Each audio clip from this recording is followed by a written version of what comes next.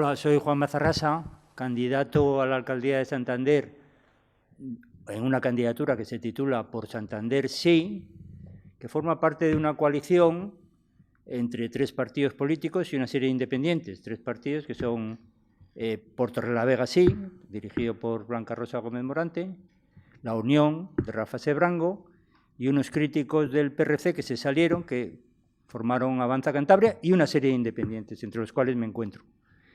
Bienvenido, Juan Mazarrasa, y para entrevistarle, me acompañan Antonio Mora. Bienvenido, Antonio. Hola, muy buenos días, muy bien hallados, como siempre.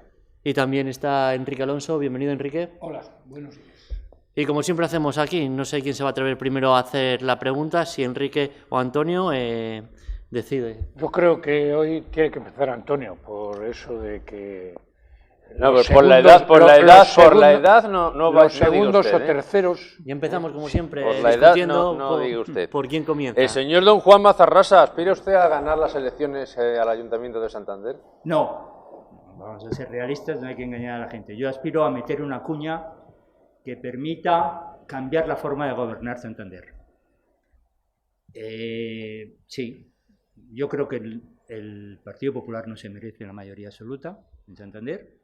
No se la merece, por lo que sea gestión de 8 años de mayoría absoluta, en la que ha despreciado realmente la interlocución con otras fuerzas políticas. Yo aspiro a este partido, que es un partido de aquí, no es una marca nacional, y lo recalcamos porque creemos que es un antídoto frente al desencanto y el sectarismo que han demostrado el conjunto de los partidos políticos en nuestro país, incluidos los titulados emergentes, ¿no? Y somos un partido, o una coalición en este caso, no somos un partido, una coalición, que no nos titulamos ni de derechas ni de centro, ni de izquierdas, perdón. Sí, somos personas de centro y con gente que hemos demostrado a lo largo de nuestra vida, diferentes intervenciones en el mundo de la política, tener criterio propio frente a los aparatos de los partidos políticos. Enrique. Señor Mazarrasa, usted se le está definiendo de centro. Bueno, ni de derechas ni de izquierdas. Hay una política en España, un término que se ha puesto de moda en España, que estamos de acuerdo con él, que se llama transversal. Cada caso, cada situación se analiza y en función de lo que uno cree, en función del interés general del país, del ayuntamiento, de la ciudad, de lo que sea que se gobierne, se toma una decisión. Y no tiene por qué ser ni de derechas ni de izquierdas. Ese término transversal define muy bien esa situación, la están utilizando UPyD, incluso los de Podemos ahora insisten en ella. Yo lo que creo que por bien de este programa, ya que tampoco parece ser que dura 1 hora nada más y con usted podríamos estar mucho más tiempo, lo que quería era ubicarle, sí, o que se ubique el espectador. Usted fue, entre otras cosas, muchas, director del aeropuerto de Santander, hoy llamado ya Severiano Ballesteros Santander. Sí. Y fue precisamente director del aeropuerto porque usted es ingeniero aeronáutico en la época más floreciente, por decirlo de alguna forma, la más emergente del aeropuerto. Sí. Yo, aunque esto no vaya en relación con su candidatura... Sí va, sí va. Por eso. ¿Qué está pasando con el aeropuerto? ¿Qué está pasando, más que con el aeropuerto, con el tránsito de pasajeros en el aeropuerto, con las líneas? ¿Y hasta qué punto el aeropuerto de Santander, Severiano Ballesteros, es importante para la ciudad y para la región, pero en este caso para la ciudad? Sí. No, sí, yo me enorgullezco porque contribuí, en su caso estaba todavía en AENA Madrid, en el Estado Mayor de AENA, hasta que pedí venirme aquí al aeropuerto de Santander, y sí, hice un estudio, que fue un encargo que tuve, de cómo podía el bajo coste implantarse en España, cuando era una realidad ya en toda Europa. Y hablamos con Ryanair y con EasyJet, etcétera, etcétera, y un estudio que dirigí yo, ¿me entiendes?, con mucha más gente, pues sirvió a Ryanair como un elemento de reflexión de ponerse en Santander, ¿no? Pero sí, la situación en ese sentido en Cantabria pues es relativamente buena. El aeropuerto de Santander ha bajado, pero por una razón. Nuestro tráfico más importante es con Madrid, 380.000 pasajeros en un momento determinado.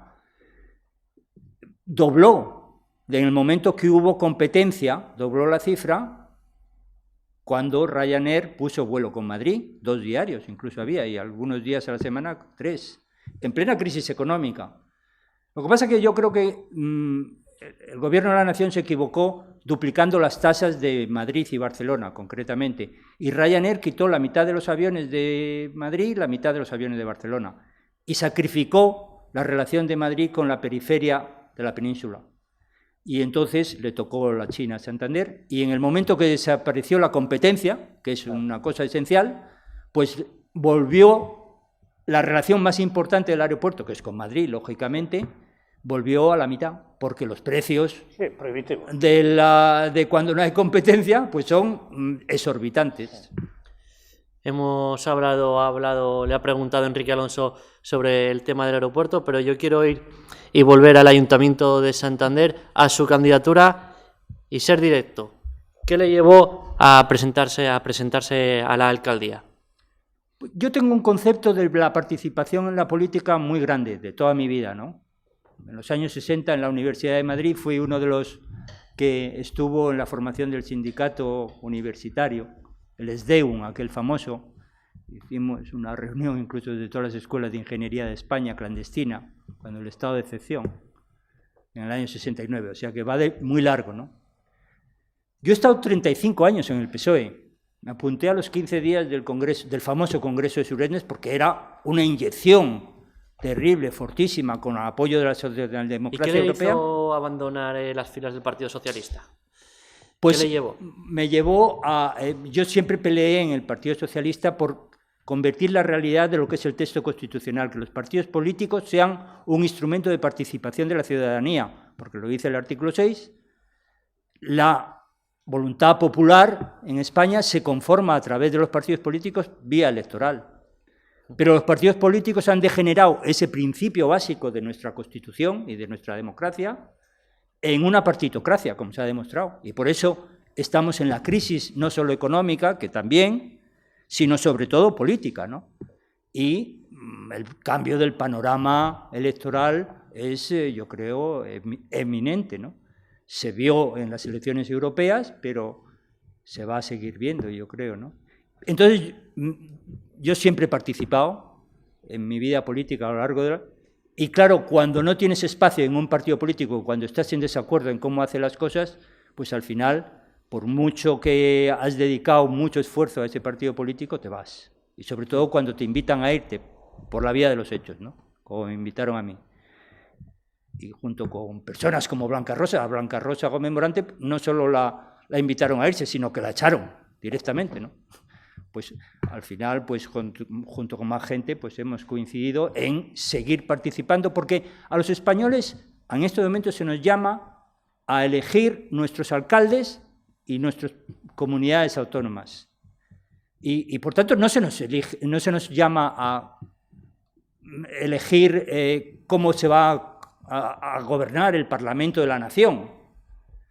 Y yo creo que es importante que a nivel local se produzcan elementos de participación que generen candidaturas independientes, como la que nosotros procuramos, ¿no?, en estos momentos. Señor Mazarrasa, ¿y esa candidatura independiente, o esas candidaturas independientes, en su caso, y valga la redundancia, la suya, tiene marcados signos de que puede conducir a ser o parte de un partido político importante o un partido político, no una coalición espontánea? Pues hombre, eso es muy difícil. Yo creo que prevenir el futuro y el devenir de la política en España es imposible, ¿no? El 24 de mayo tendremos más datos. En cualquier caso, las fechas en democracia están fijadas, ¿no? El calendario es inflexible. Cada 4 años elecciones municipales y autonómicas. Y no se puede dejar pasar la ocasión a esperas de cómo evolucione la política del país. Yo creo que la España democrática va a regenerarse por la vía de que se tiene que cambiar, de alguna forma, la ley electoral principalmente y muchas otras cosas, ¿no? Pero queremos participar en ello, como en nuestro ayuntamiento, en nuestra ciudad, que es la vía de participación más directa.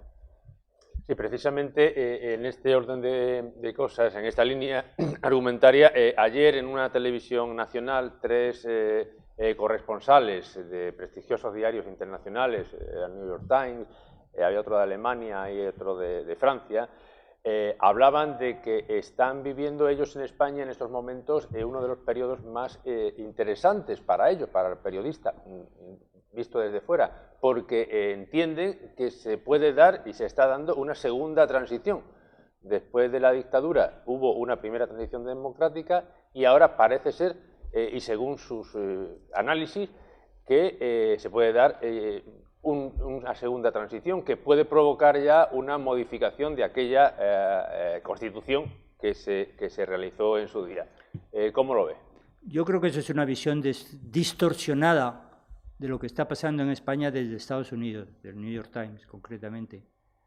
No, yo creo que hay alguien en el panorama político, en esos partidos emergentes, que ha dicho clarísimamente a todos los españoles que quiere romper el candado de la Constitución y se definen como antisistema y quieren cambiar y dicen que ellos no la votaron. En efecto, los millones de europeos y de americanos no han votado sus constituciones. Son de la época que fueran. Entonces, la Constitución nuestra española del 78 es una obra de orfebrería, es la niña de nuestros ojos, que tenemos que cuidarla, yo por lo menos, y mucha gente, y la que me acompaña, tenemos que cuidarla. ¿Que necesita cambios? Evidentemente, pero no estamos por la labor, por ejemplo, de que el tema de la distribución del poder territorial a través del Estado de las autonomías, que es el título 8º de la Constitución y el más importante de nuestra Constitución, tenga grandes cambios, porque es muy difícil el equilibrio. ¿Qué vamos a permitir? ¿Que haya derecho de autodeterminación en Cataluña y en el País Vasco? Pues no. Somos un país con 5 siglos de historia y el derecho de autodeterminación en la ONU no está para eso, está para la descolonización de África y de Asia, etcétera, etcétera, después de la Segunda Guerra Mundial. Es otra cosa. Yo vuelvo al Ayuntamiento de Santander. Sí. He coincidido con usted en varias tertulias y siempre le he escuchado decir e impulsar el puerto de Santander como motor económico de la capital. Estoy de acuerdo. Es el primer punto de nuestro programa en Santander, de la candidatura de Santander. El puerto representa el 11% de la economía de la ciudad. El puerto y el turismo son los 2 elementos básicos de los que vive esta ciudad, aparte de los funcionarios, etcétera, etcétera. Pero claro, una ciudad no puede vivir exclusivamente de los funcionarios y los servicios sociales. Nuestra riqueza, Santander se crea y toma la dimensión que toma de una ciudad intermedia española por el puerto, a lo largo del siglo XIX. Fue el puerto más importante del Cantábrico, ¿no? Desgraciadamente, nos hemos dejado pisar la tostada, por así decirlo. La clase política de Cantabria no ha sabido interpretar que el puerto, porque sin Santander, Cantabria no es Cantabria, que el puerto es elemental, y entonces no se ha hecho nada. Desde el Ministerio de Fomento, tanto PP como PSOE, nos han sacado del mapa. No existimos. Todas las inversiones en el frente cantábrico están dirigidas a Gijón y a Bilbao. El triple que lo que sería el plan nuestro estratégico de crecimiento del puerto de Santander, que está por articular, por poner en marcha. 266 millones de euros, plan estratégico de la autoridad portuaria, pero que no se pone en marcha, porque aunque es autofinanciable, es el único que es autofinanciable, porque en el tema de Gijón, que han invertido 1.000 millones de euros, bueno, están en ruina, están para la quiebra. Si esto fuera una sociedad anónima, a la quiebra mañana mismo, ¿no? En el puerto de Bilbao no, hay otra situación. Pero bueno, en cualquier caso, el que nosotros no tengamos claro como santanderinos y como cántabros, porque en ello va el futuro de Cantabria económico, que nuestro empleo, nuestras posibilidades de supervivencia económica dependen de nuestro puerto, con esos 266 millones de euros de inversión que nos permitan un puerto de 20 millones de toneladas de tráfico anual, que nos permita traer barcos del tipo post-Panamá, o sea, los que van a poder ir al nuevo canal de Panamá. Eso necesita dragar la canal, que es un trabajo importante. Eso necesita hacer una terminal de contenedores.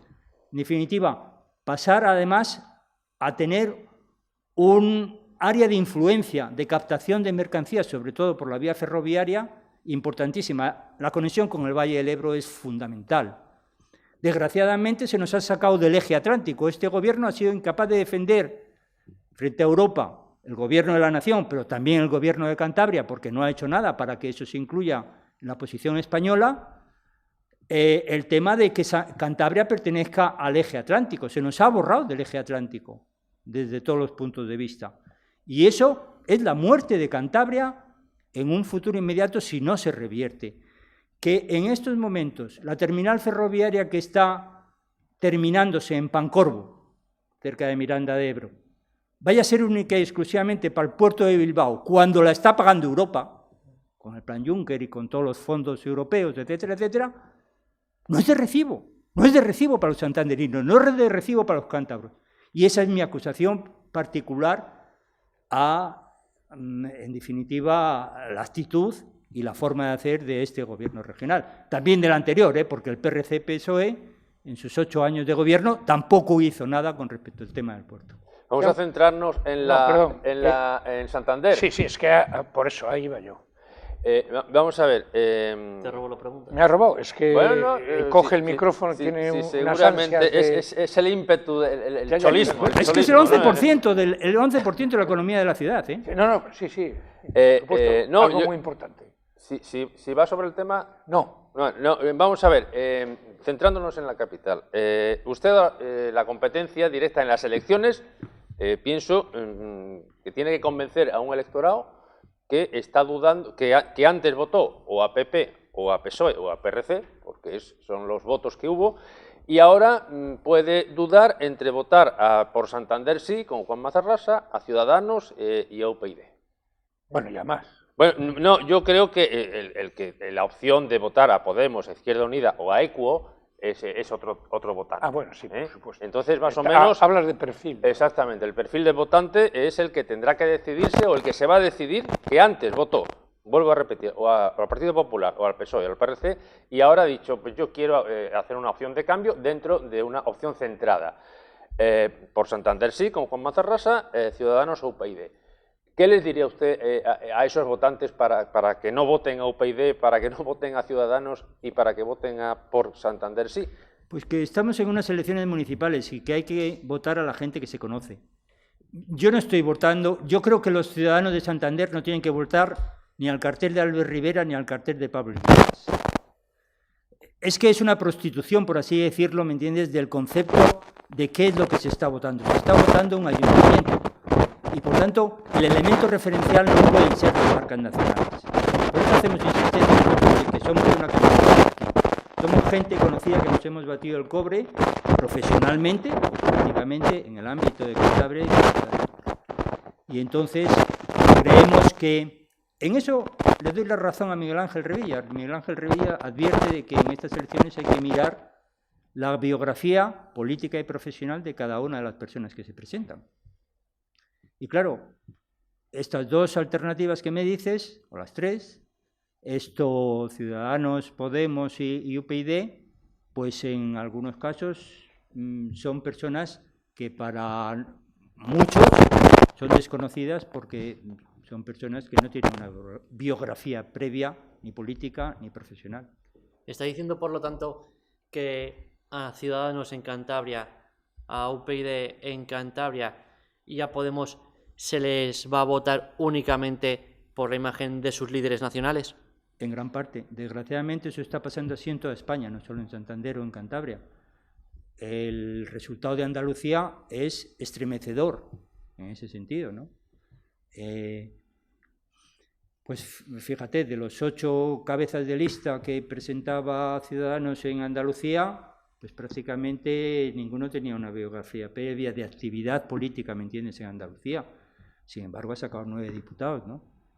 Bueno, yo creo que esto es malo para la política, para la participación de la gente. La gente tiene que conocer, hacer responsable a las personas. La política son las personas, no son las siglas. Son las personas. Eso es lo que pasa en el mundo anglosajón, en Estados Unidos, en Gran Bretaña, en la propia Alemania, donde la mitad de los diputados se eligen en listas de pequeñas circunscripciones por mayoría absoluta.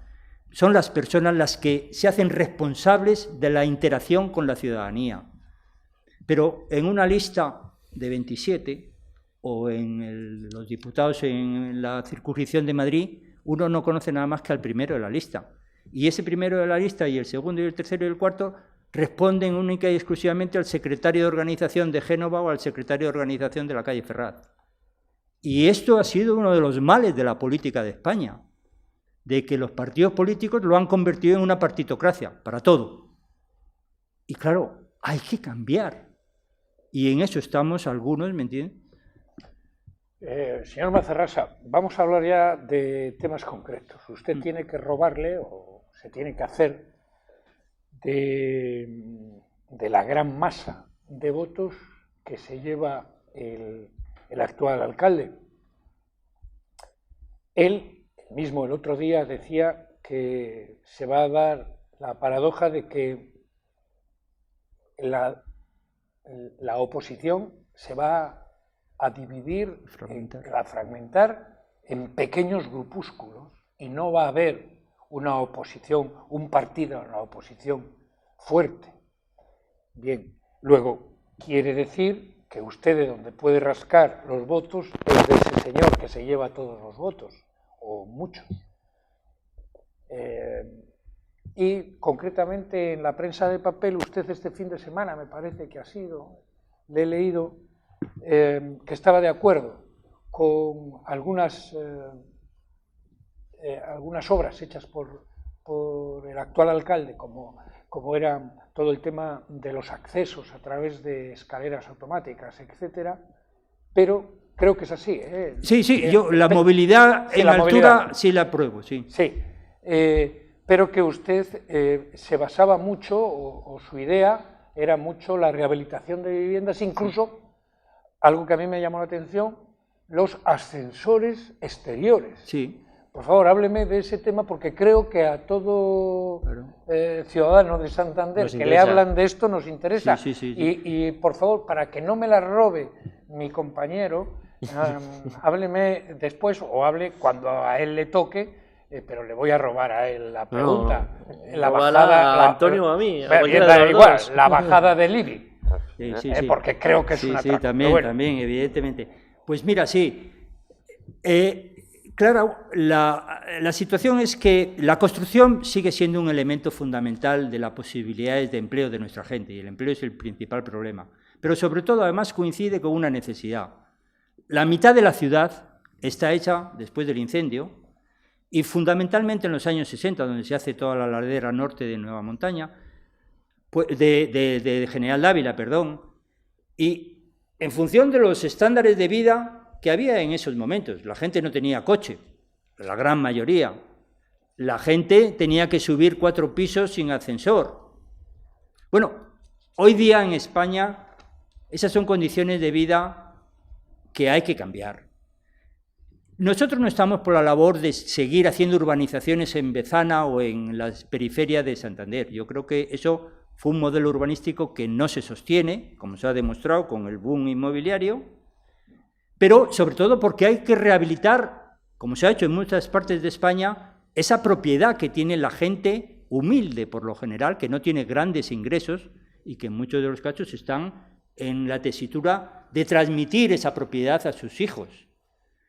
Entonces, claro, ahí no hay sitio previsto para meter ascensores interiores, pero es que para una señora, una mujer mayor, que sube la compra todos los días al 4º o al 5º piso, por las escaleras, eso es terrible. Y entonces, claro que hay que hacer un ascensor. Si los ascensores exteriores embellecen las edificaciones, yo pongo siempre el caso del Reina Sofía en Madrid con el tema del ascensor exterior. Hay que hacerlos bonitos, pero hay que hacer una ordenanza que lo permita. Y además, el ayuntamiento tiene que tener la capacidad que no pague lo mismo el del cuarto que el del bajo. Evidentemente, porque no lo utiliza lo mismo. Y eso es difícil. tiene que tener carácter indicativo para permitir los acuerdos con las comunidades de vecinos. Pero sobre todo, además, tiene que generar una nueva ingeniería financiera con el sector financiero que permita que en función de la revalorización de esa edificación que tiene propietarios, puedan conseguir créditos para abordarla. Y además el ayuntamiento tiene que poner de sí mismo, de su propiedad, del suelo público, una parte en ese proceso. En Madrid se está viendo.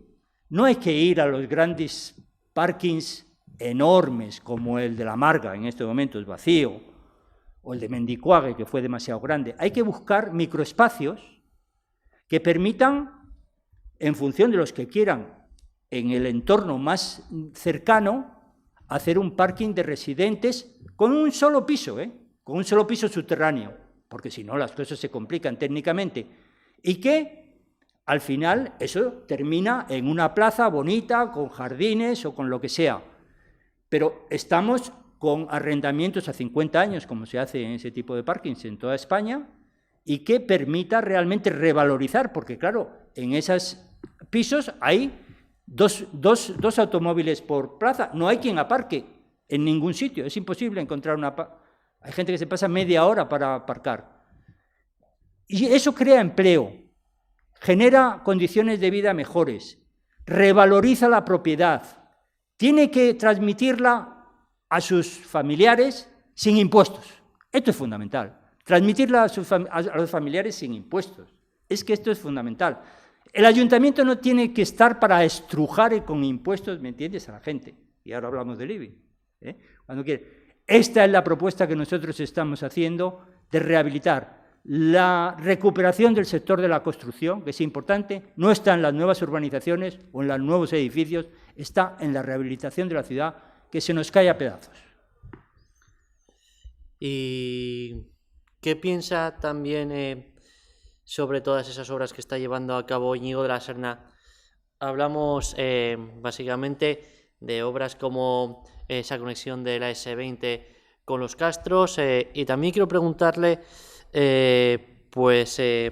si cree que la ciudad realmente necesita tanta obra, o si se podría recortar tanta obra y destinarlo a otras partidas. No, yo creo que estamos bajo el peso fortísimo del hormigón.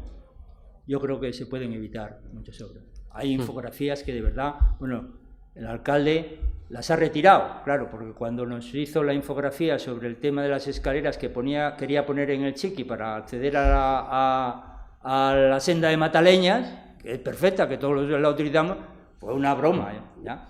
Porque las escaleras existen, están ahí, habrá que adecentarlas, pintarlas, ponerlas bonitas, pero no hacer el monstruito, ¿entiendes?, en pleno final de la playa del Sardinero, de aquello que nos puso en la infografía, ¿no? Llevaba ascensor incluido, ¿no? Llevaba de todo. Hacemos un alto en el camino desde el Hotel Palacio del Mar y regresamos.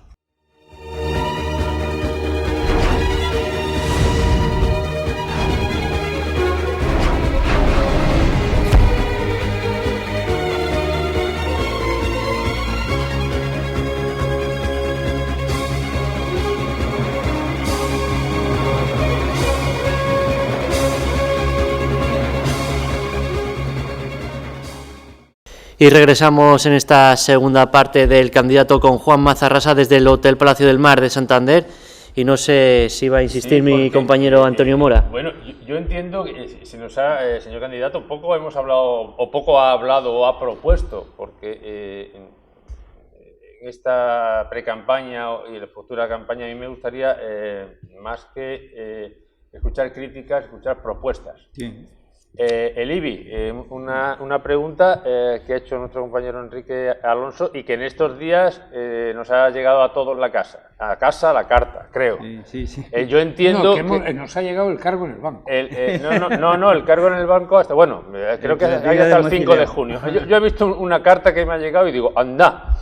Pero claro, si yo que vivo en un barrio humilde, en un barrio obrero, aunque con un magnífico y nuevo paseo marítimo, que tengo que reivindicarlo, ¿qué habrá dicho nuestro compañero de mesa, don Enrique Alonso, que vive en una de las zonas nobles de Santander, su IBI ha tenido que estar, le habrá subido la adrenalina no a tope, su compañero de mesa, sus compañeros de somos mesa. del mismo barrio.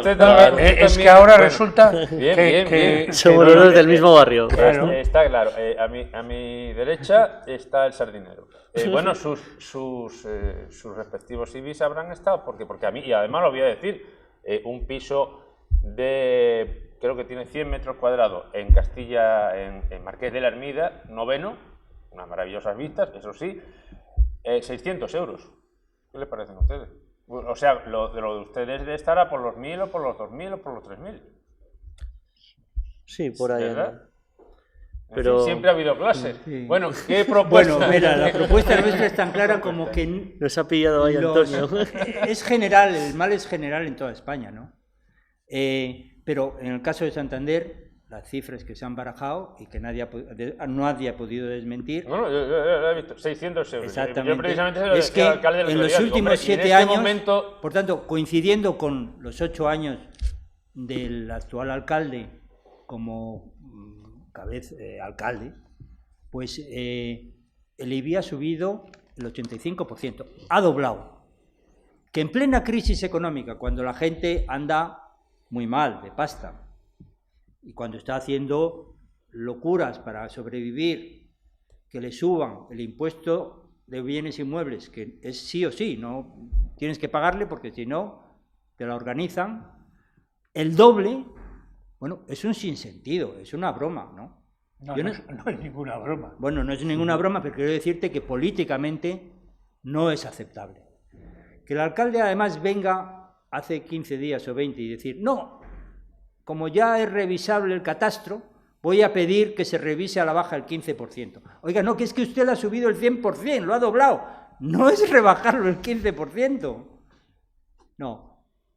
El problema es que los ayuntamientos en España han vivido de la licencia de construcción, de lo que se pagaba y de lo que se ganaba y de lo que se ingresaba en el ayuntamiento con la licencia de construcción. Como esto ha venido abajo, han creído, cualquier gobernante tiene que acomodar gastos a ingresos, y si caen los ingresos, tiene que acomodarse necesariamente. Y entonces esto no lo han hecho. Solución, duplicamos el IBI. La gente, allá ellos. Es que eso es el resumen de los 8 años de crisis económica en toda España. En el Ayuntamiento de Santander, totalmente.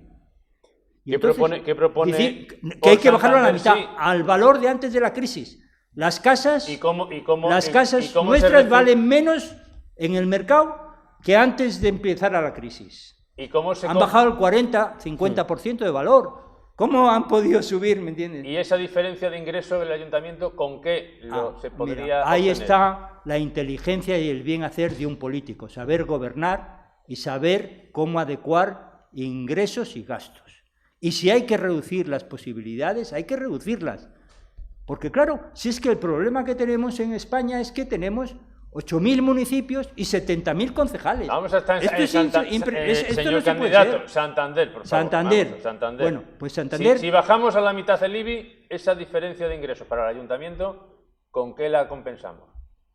Pues, ¿De dónde tiramos? No. Habrá que adecuar los presupuestos a lo que se tiene. Disminuir el gasto. Disminuir el gasto. Y disminuir a lo mejor... ¿En qué? En muchas cosas, evidentemente. Yo acabo de leer que quiere hacer una nueva agencia de desarrollo local o de oficina de empleo. He leído que el PRC propone esta mañana en el periódico. Esos son gastos. ¿Cuántas personas va a haber ahí trabajando? Hay una agencia de desarrollo local ya. Quieren hacer una oficina de empleo nueva. Pero oiga, si eso es competencia de la comunidad autónoma. Y lo que tiene que hacer es funcionar mejor, evidentemente, casando demandas de empleo con ofertas de empleo. Pero lo que no puede ser es que un partido como el Partido Regionalista nos diga que hay que hacer una nueva oficina de empleo en la ciudad de Santander. No, hay que hacer que los servicios públicos que existen de empleo funcionen y funcionen a tope. Y esa es la solución. Lo que no se puede es aumentar el gasto de forma indefinida. ¿Que hay que apretarse el cinturón? Claro que sí. Otra cosa son las tasas, los servicios hay que pagarlos. Podremos criticar que el servicio de aguas o el servicio de basuras está mal gestionado y que podía salirnos más barato y que nos debía salir más barato, de acuerdo. Pero se paga por lo que cuesta el servicio y podremos criticar si está bien o mal gestionado y si podía ser más barato o menos barato. Pero del IBI estamos hablando de un impuesto que no se cobra por ningún concepto, se cobra por el hecho de tener una casa y que luego se utiliza como se quiere. Y es un tema muy diferente. Por tanto, radicales. Además, en nuestra plataforma está el revitalizar el centro de Santander. Eso es el comercio del centro. Y el comercio del centro está pagando un IBI que es que lo está ahogando. Hombre, yo claro que critico al gobierno de esta alcaldía, de este ayuntamiento.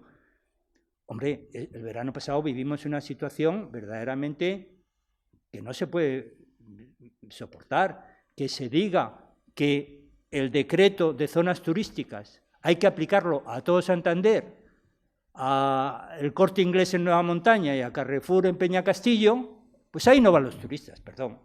Los turistas van al centro de Santander, al casco viejo, etcétera, etcétera. Al Santander Noble, por así decirlo, que todo el mundo sabe, del Paseo Pereda y de muchos otros sitios. Claro, eso fue, desde mi punto de vista y desde los comerciantes, nuestra persona que va en el tercer puesto de la candidatura es Javier Güemes, que es un comerciante de Santander conocido, claro, nos lo cuenta. Claro, es que no puede ser, simplemente no puede ser. Hay que revitalizar el comercio y eso supone bajarle el IBI en primer lugar. Ya, pero es que, ¿qué comercio? Porque es que yo creo que nosotros, o Santander, adolece de comerciantes. Me explico. Todos aquellos comerciantes, familia de comerciantes, sagas de comerciantes, su comercio ha sido alquilar a una multinacional o a una unimarca el local, con lo cual aquel comercio que tenía Santander, que se distinguía ante España, además, porque cuando los santanderinos salíamos y íbamos a Madrid, a Barcelona, decíamos que éramos de Santander y decíamos, menudo comercio que tenéis en Santander. Lo que se ha cargado de la Serna. Ese comercio ha desaparecido, porque ahora uno va por Santander y le da lo mismo ir por Santander que por Logroño, que por Huesca, ¿no? Estoy de acuerdo, pero hay que revitalizarlo, porque una de las grandes diferencias es que tú vas a una ciudad intermedia como Santander, digo Pamplona, digo Vitoria, y el sábado por la tarde son una fiesta. Son una fiesta. No Santander. No Santander. Algo hemos hecho mal en esta ciudad. Algo hemos hecho mal. No, lo habrán hecho los comerciantes que no los comerciantes y los poderes públicos que lo único que se han dedicado ha sido a estrujarle. Pero yo no quito culpa a los comerciantes y a los sindicatos. Por ejemplo, el tema del convenio de Santander, donde hay no sé cuántos convenios infinitos, el de la ferretería, el de no sé qué, de verdad, es un sinsentido. Claro, en otras partes de España esa negociación colectiva ha permitido flexibilizar los temas, ¿no? Que abrir los sábados por la tarde no cueste duplicar en horas extraordinarias, cosas, etcétera, y distribuir el tiempo de trabajo semanal de otra forma mucho más flexible. Bueno, eso hay que hacerlo. Esa imbricación de responsabilidad entre sindicatos y patronal en el comercio de Santander, hay que revertir los errores que se cometieron hace 20 años. Es complicado, pero el ayuntamiento tiene que poner otras cosas. Parking gratuito. Claro que hay que peatonalizar el centro de Santander, pero hay que tener parking. Parking gratuito. ¿Cómo se puede hacer eso? Los concesionarios de los parkings, pues habrá que negociar con ellos. Oye, te alargo la concesión X tiempo. Quiero decir, pero parking gratuito, sábados, tarde y festivos. Santander tiene que ser una ciudad viva como lo es el resto de las ciudades intermedias de España. Y no nos podemos permitir el lujo de matar el centro de la ciudad. En el tema cultural, claro, ayer estaba en la presencia que hizo la Fundación Bruno Alonso, no nos dejaron intervenir porque no éramos de una marca nacional, pero interviene como público. Claro, pues hay que reivindicar el edificio de correos, que es patrimonio de los santanderinos. Habrá que dejar un 10% para una oficina de correos, claro, pero hay que reconvertirlo como tienen los de Bilbao, la Alhóndiga de Bilbao. Si es que hay que mirar cerca los éxitos que ha tenido, ¿me entiendes? Por ejemplo, Bilbao en su política ciudadana y urbanística de la capital. Bueno, pues por lo menos hay que tener 4 salas de cine. Es que somos la única ciudad de España donde para ir al cine, quitando a la Filmoteca o al cine de Los Ángeles... No, el Centro Botín tiene otros objetivos. No, por eso, cine, 4 salas de cine. 4 salas de cine. No, yo estoy de acuerdo con el Centro Botín. Estoy de acuerdo con el Centro Botín, ¿eh? Totalmente de acuerdo. Sí, pero perdone que le interrumpa. Para terminar con este tema, ¿qué hacemos con una ciudad donde su epicentro, como es la Plaza Porticada, tiene Hacienda, el gobierno civil, el gobierno militar y el resto de Caja Cantabria? Pues por eso digo que Correos... Ahí? O sea, ese es el epicentro... Por eso digo que Correos, de forma urgente, no me vale dentro de 4 años, de forma urgentísima, que es patrimonio de los santanderinos, tiene que ponerse como lo que ha supuesto en Bilbao la Alhóndiga como revitalización del centro de Bilbao. Y, evidentemente, no hay que hacer piscinas ni restaurantes allí como han hecho los bilbaínos, ¿eh? Pero 4 salas de cine mínimos, muchísimas posibilidades de tipo de participación cultural en el centro de Santander. Y eso hay que tenerlo claro, porque evidentemente el Centro Botín, eso, la franquicia del Reina Sofía en el Banco de España, porque yo creo que el archivo La Fuente hay que llevarle a la Biblioteca de Menéndez Pelayo y a los aledaños, ahí no hace nada en el centro. Pues evidentemente eso tiene que generar un nuevo Santander en el centro, una revitalización comercial, cultural de Santander. Y eso no se ha hecho en los últimos años. No se ha hecho nada, únicamente subirnos los impuestos. Pero, señor Mazarra, no sea usted utópico, porque claro, se mira a Bilbao, se mira a la Alhóndiga, se mira esa maravilla, se mira ese proyecto, pero es que eso no se hace por la voluntad de que un partido en unas elecciones diga hay que hacer Bilbao. Lo que es hoy Bilbao se trabajó, y yo viví entonces allí, en un clúster que se desarrolló por parte de Arthur Andersen entre los años 1992 y 1995, de donde salió varios proyectos, Bilbao Ría 2000 y algún otro, en forma de plan estratégico. Correcto. Todos de acuerdo. Y desde entonces, absolutamente todos los partidos, que bueno, que hayan sido 2 fundamentalmente, y el Broncas, que está detrás, han remado en el mismo sentido. Por eso le digo, no sea utópico, porque estamos en Santander. No, hombre, claro, pero yo digo utópico por de remar. No, claro, en el yo mismo soy sentido. utópico porque quiero para mi ciudad aquí... lo mejor. Quiero para mi ciudad lo mejor. Y estoy dispuesto a participar y me meto en política a través de una candidatura independiente como por Santander sí, en contra de las marcas nacionales, no en contra, peleando contra las marcas nacionales, porque quiero que no haya mayoría absoluta en el ayuntamiento, que vote la lista más votada, como prevé la ley, lo más probable, porque yo no estoy por la labor de hacer un conglomerado, ¿me entiendes?, no estoy por esa labor, y claro, participar y exigir participación y proponer ideas. Por ejemplo, nos van a dar 40.000 metros cuadrados el Ministerio de Fomento en las vías de FEBE, que se van a quitar, en la calle Castilla. Pues hay que hacer un parking disuasorio de verdad, barato. Un parking disuasorio no excavando, sino desmontable, con una estructura metálica, como se hace en muchas partes del mundo. Y luego ya veremos, cara al futuro, cómo los temas evolucionan, evidentemente. Porque un parking disuasorio es absolutamente fundamental. El de aquí, el del Sardinero del Racing, no funciona. ¿Por qué? No funciona porque el alcalde tiene vendido el espacio del parking del Racing la mitad del año al circo, al no sé qué, al no sé cuánto, en verano, prácticamente todo el verano. Imposible, cuando más se necesita es en verano. Por tanto, no es verdad, no funciona el parking disuasorio del Racing, que se ha dicho. Pero además hay que coger una lanzadera para ir a Puerto Chico. No, desde la estación de FEBE, desde el principio de la calle Castilla, hasta el centro de Santander, hasta el ayuntamiento, hasta la calle Calvo Sotelo, hasta donde sea, Isabel II, Lealtad, se van dando, no hace falta coger ningún autobús.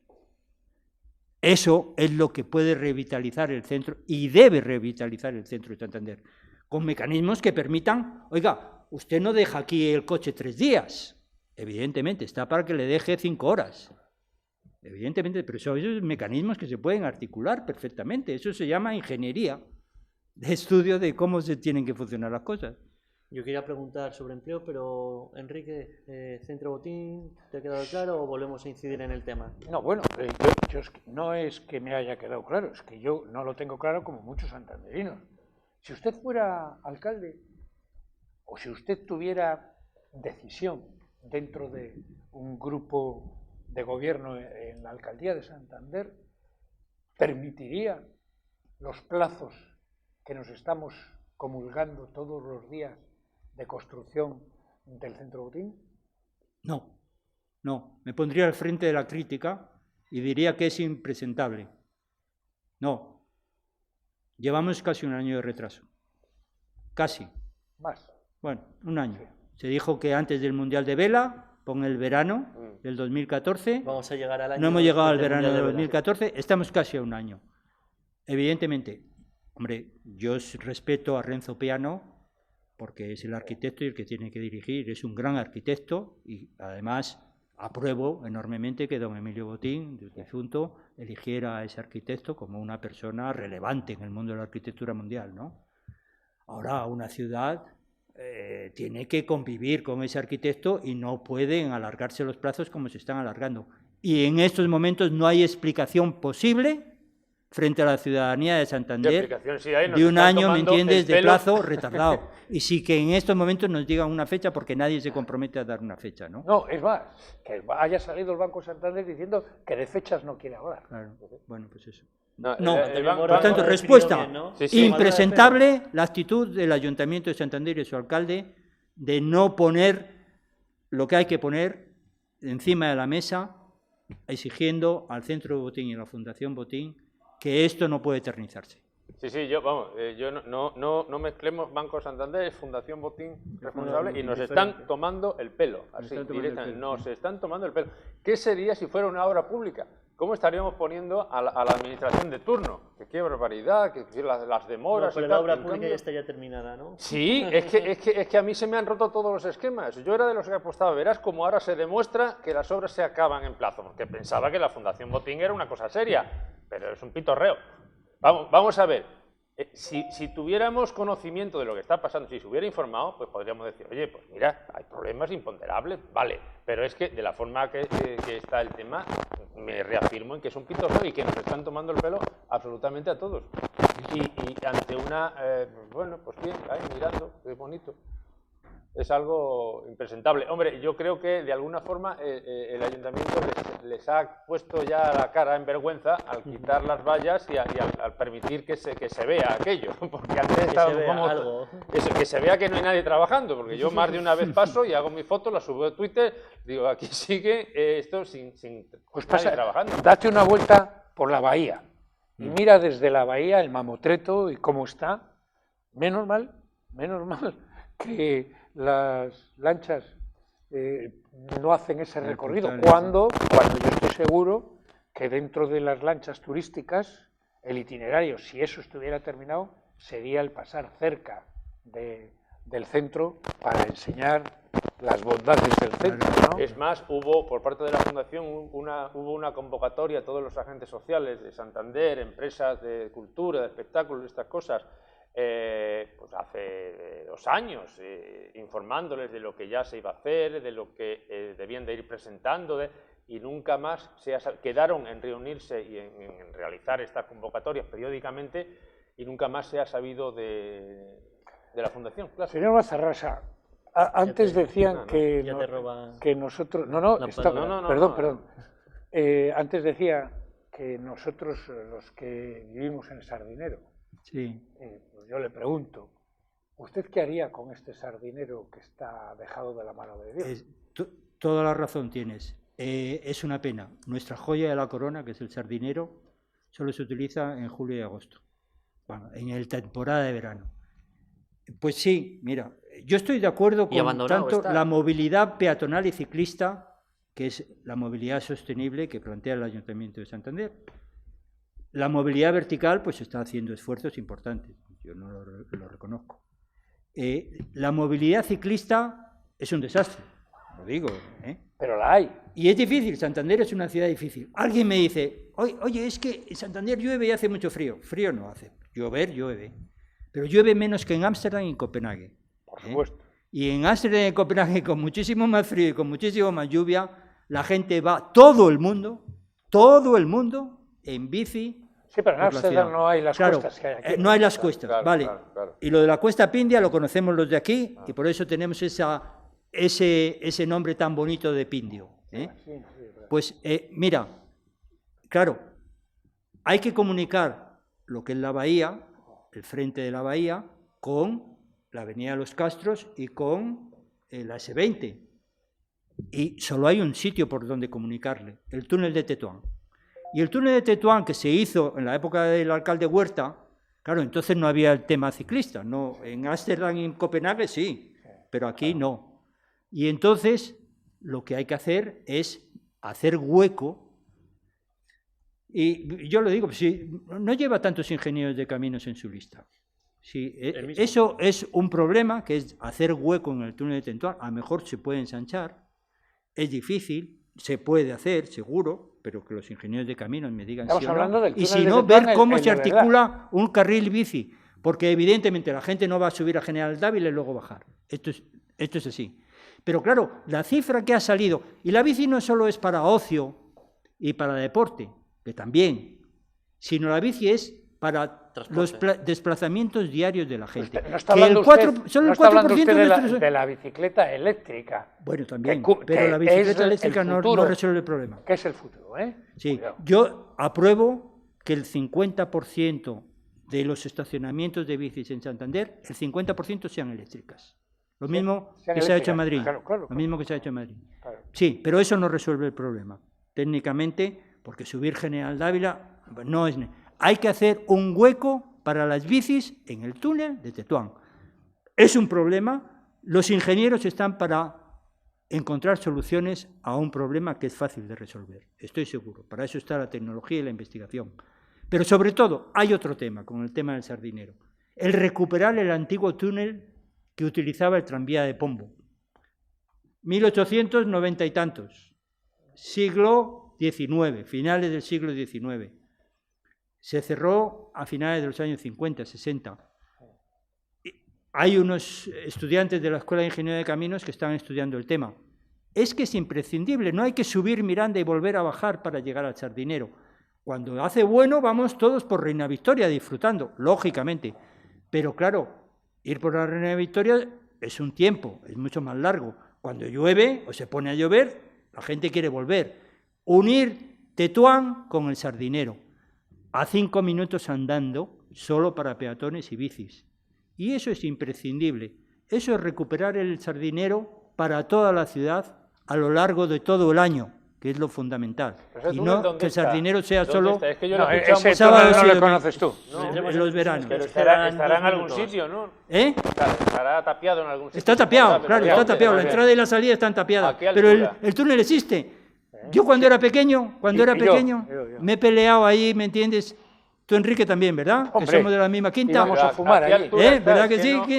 Enrique y yo lo conocemos, que somos de la misma quinta. Sí. Digo, ¿a qué altura salen las cosas estas para verlo? Es que no... Rápidamente, que nos quedan 2 minutos. Pues mira, una frente al chino o al ex chino de Joaquín Costa de la Cañea, enfrente, y se entraba por el fondo de la calle Tetuán. Tú subes ahora por Tetuán, a mano izquierda, por Barrio Camino. Barrio Camino. Por ahí se entraba. Bueno, y que nos quedan 2 minutos y yo quiero preguntarle 2 cosas concretas que he leído en su programa. Empleo, obviamente, medidas para potenciar el empleo en Santander y también esa reindustrialización con los polígonos que tenemos en Santander.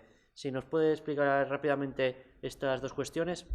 Bueno, los polígonos en Santander, sí. Por ejemplo, yo creo que hay que poner en marcha muy rápidamente el tema del crecimiento, la segunda fase del parque tecnológico. Es fundamental, hay que ponerlo ya. Y además hay que prever ya que ojalá, y es lo que deberíamos hacer, que enfrente, a la otra parte de la autopista, siga creciendo ese parque tecnológico, con ese puente tan bonito. ¿Con viviendas o con...? No, con parque tecnológico.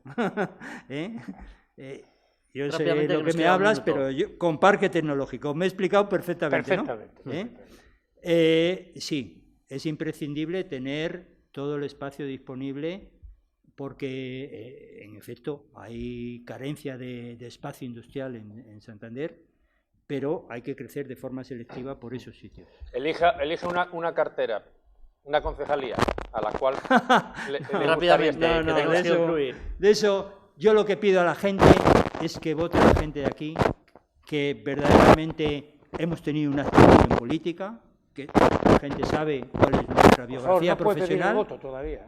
No. Todavía no puede Bueno, pedir el voto. bueno. Por eso digo yo, elija Entiende, una. A Bueno, ver, pues que confíe en nosotros, que confíe en ¿Cuántos nosotros. concejales?